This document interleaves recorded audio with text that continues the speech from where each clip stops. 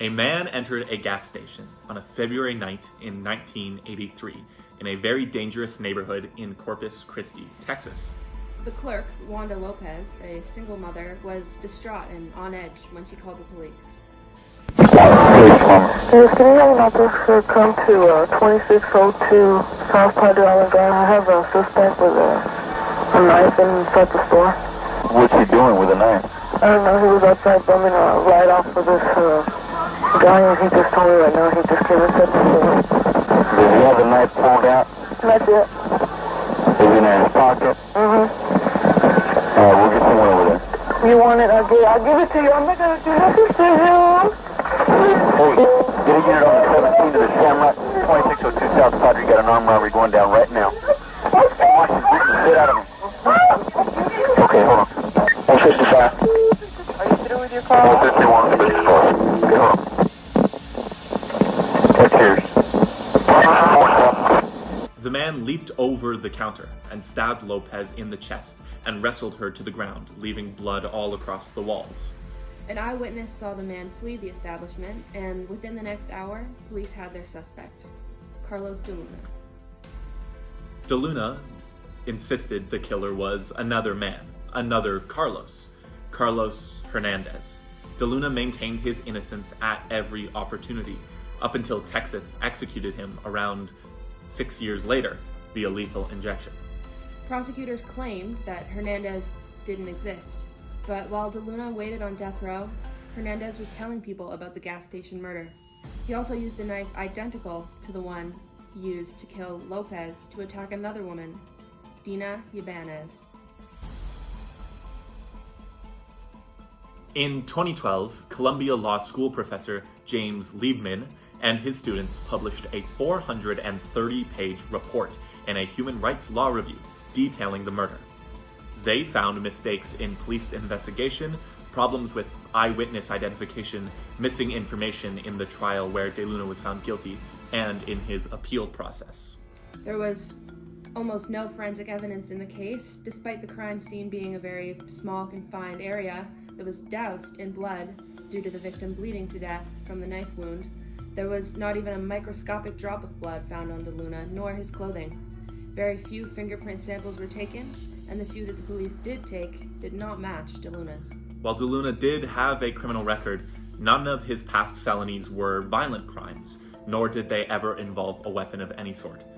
Deluna was also found hiding underneath a pickup truck a few hundred yards east of the crime scene, while it was reported that the suspect fled to the north.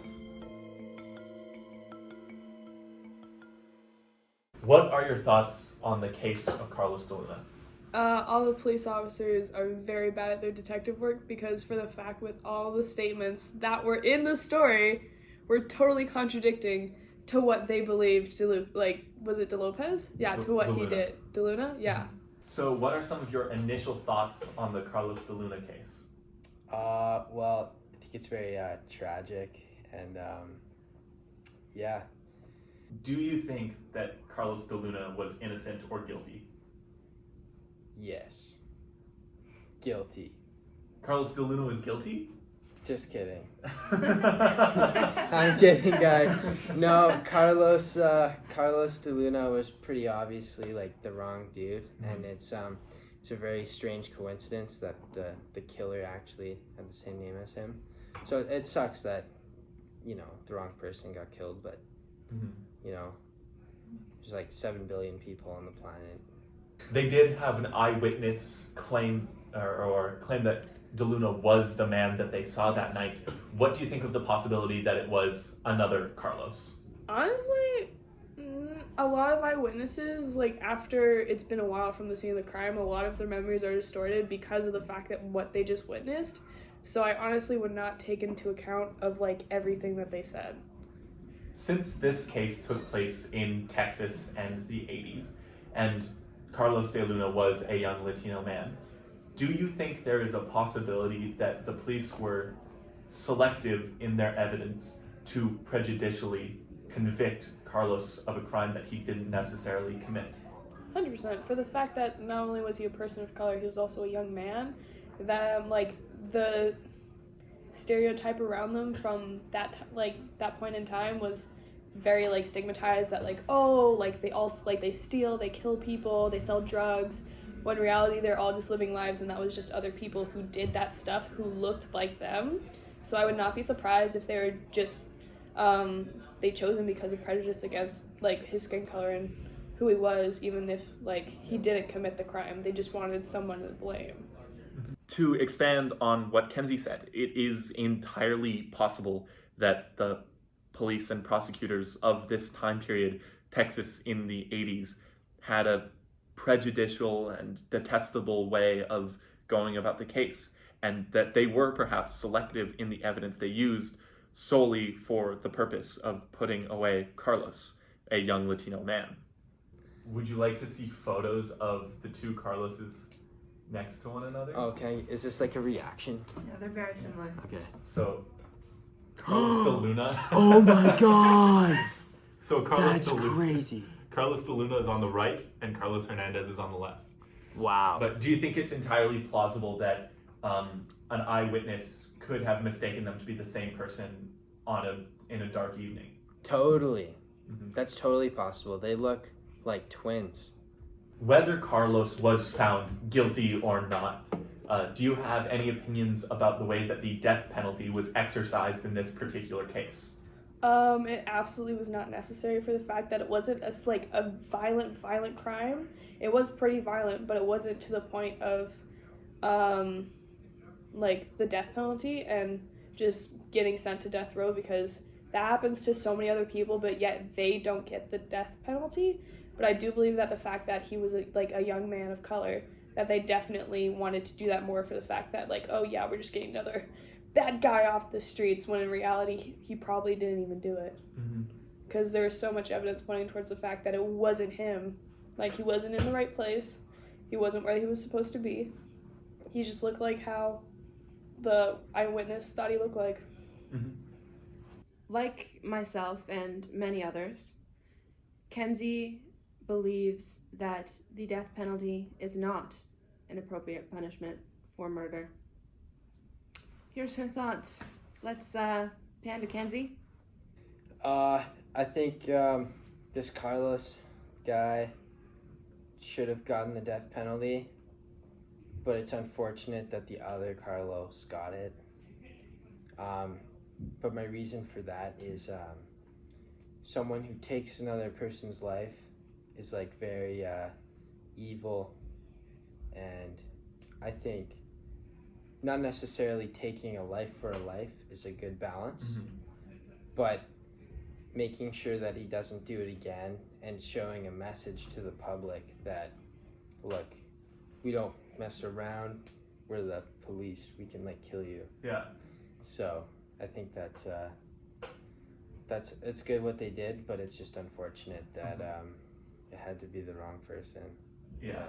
To speak on what Will said, there absolutely is an argument to be made for capital punishment being suitable. Murdering another man is one of the most detestable things you can do, and that is putting it lightly. To suggest that killing a murderer is the correct course of action for the safety of others so that they never kill again, and also to put faith in the legal system, is rational. If our legal system lets people who commit crimes go, what does that say for the safety of its patrons? In a later interview, the death chaplain, Carol Pickett, spoke on his time with Carlos Deluna.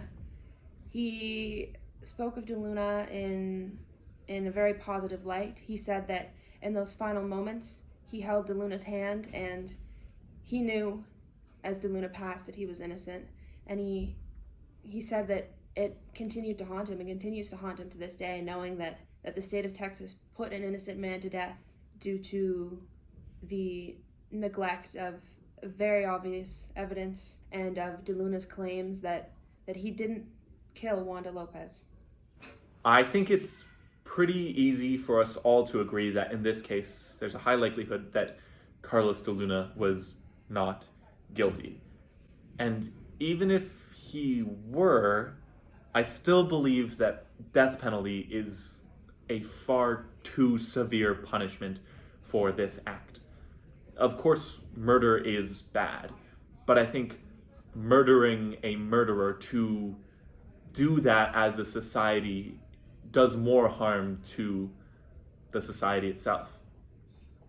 I also believe that since you can have situations like this where the verdict is not 100% certain, there's no thing more tragic than killing an innocent man, because you can never undo that killing.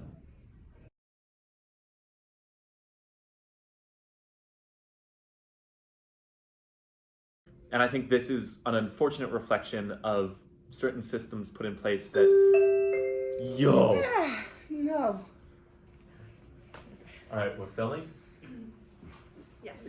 Alright. Kenzie. Yes. I knew that was gonna happen. I don't know time for this. You can just edit it out. Yeah. In 1983, in a dangerous neighborhood in Corpus Christi. Oh, crispy! When I was writing it, I said the exact same thing. I said crispy.